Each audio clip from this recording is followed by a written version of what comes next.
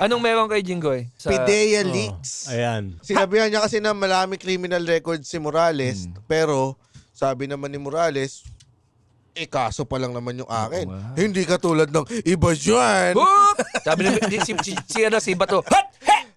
Dip! Hoop! Tapos yung mga tao sa sila, parang yung flip-top. No! Don't go there! Ang hirap pag sa kanya galing eh. May mga ganun na, Risa, pwede ba ikaw na magsabi nito?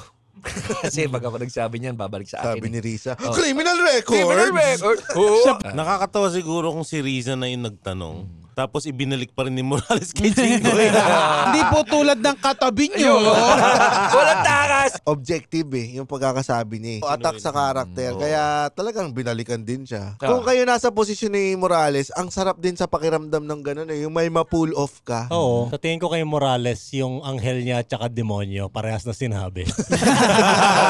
Sabi nung anghel tsaka demonyo, Jinx! Sa sitwasyon ni Morales, it wouldn't help his case eh. Kasi in reality naman dyan, wala eh. Mas mataas yung mga senador na yan and naandun ka sa mercy nila. So hindi ko naman sinasabi na mag-bend ka dun sa gusto nila. Yun nga lang talaga, dapat mas mahabang pasensya. Although para sa atin, it's amusing na ginawa niya yun. Pero, nakakatawa. Sa tingin ko naisip na niya, kung makukulong man ako, di tirahin muna kita.